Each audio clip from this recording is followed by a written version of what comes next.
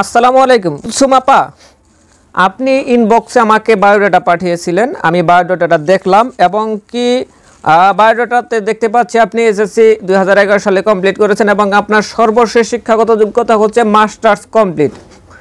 তো আমি আপনাকে একটা প্রশ্ন করব, আপনি আশা করি উত্তর দেবেন। আপনার প্রথম প্রশ্ন হচ্ছে আপনার অভিভাবক কে? আপনি কি পাত্রী নিজে নাকি আপনার অন্য কেউ, নাকি আপনি পাত্রীর অভিভাবক? আমার কোনো অভিভাবক নেই, আমি একজন অভাবক, খুব কষ্টে আছি।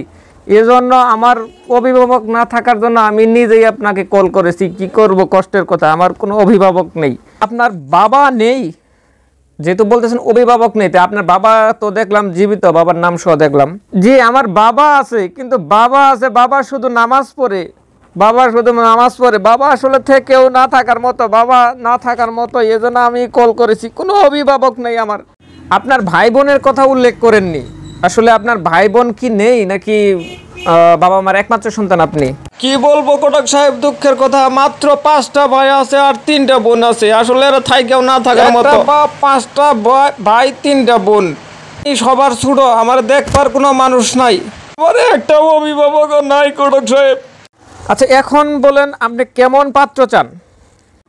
জি ঘটক সাহেব, আমার আসলে কোনো চাহিদা নাই, আমার যেহেতু কোনো অভিভাবক নাই এখন আসলে এই জন্য কোনো প্রকার চাহিদা দিতেছি না।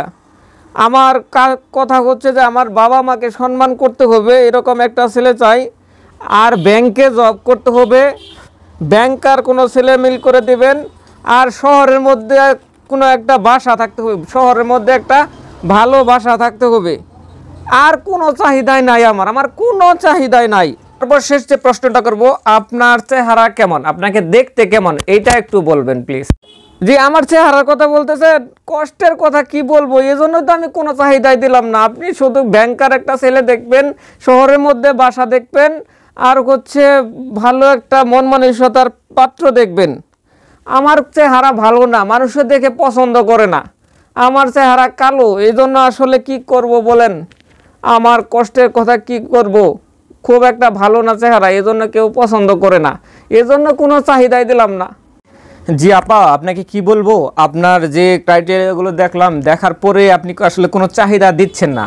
আর যদি আপনার চেহারা ভালো থাকতো, ভালো অভিভাবক থাকতো, তাহলে যে কি চাহিদা দিতেন সেটা উপরালাই ভালো জানে।